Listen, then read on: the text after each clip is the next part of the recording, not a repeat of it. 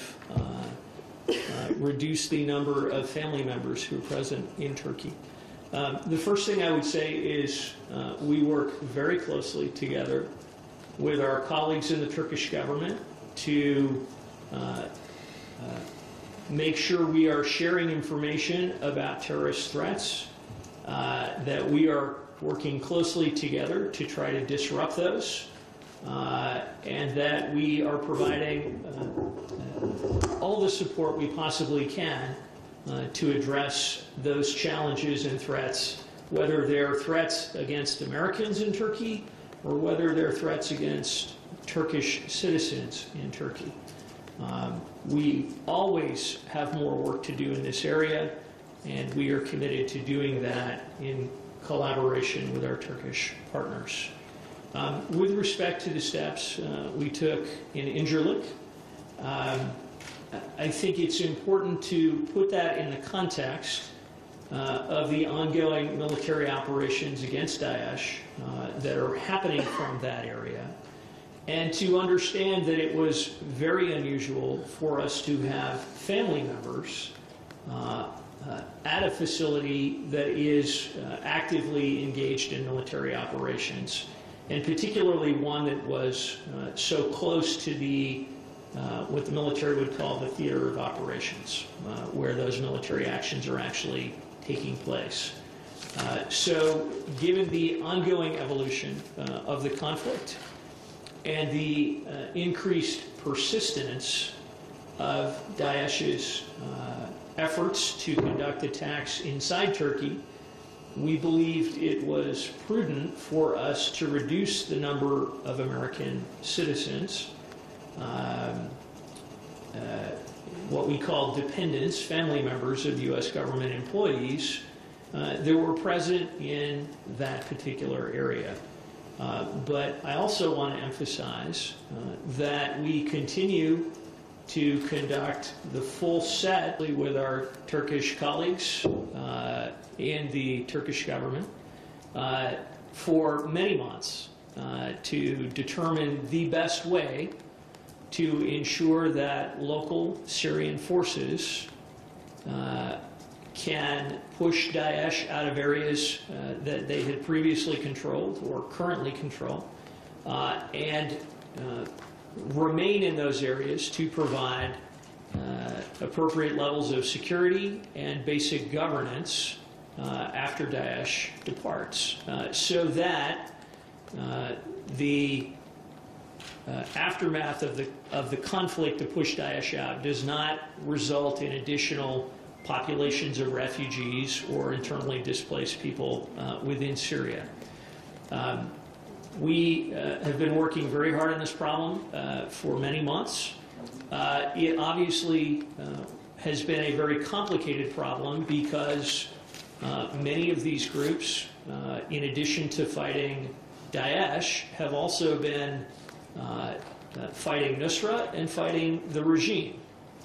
I think now that the cessation of hostilities is showing itself to be a contributor to reducing the violence, some of these groups are now able to devote more of their attention to clearing Daesh out of the area around Manbij.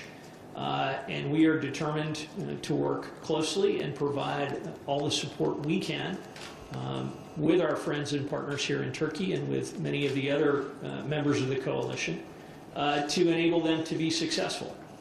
And we will continue to do that.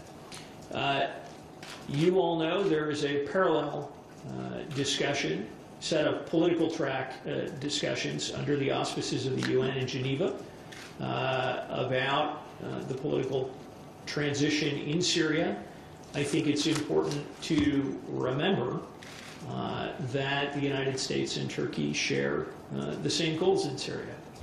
We believe that there isn't a military solution to the conflict, and we believe that Bashar al-Assad is not part of the future of Syria.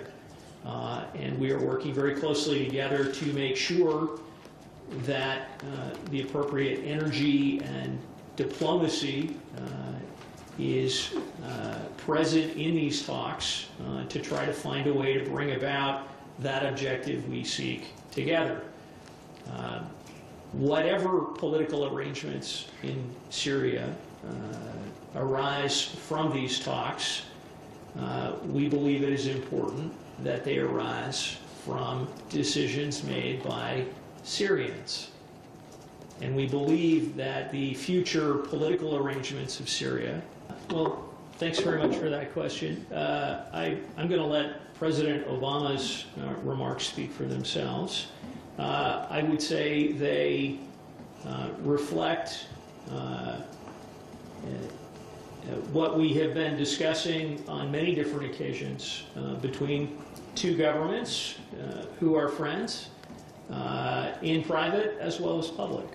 And I think what we've said previously, whether it was the Vice President during his recent visit, whether it's what you've heard from the spokespersons of the State Department and the White House, it's been very consistent.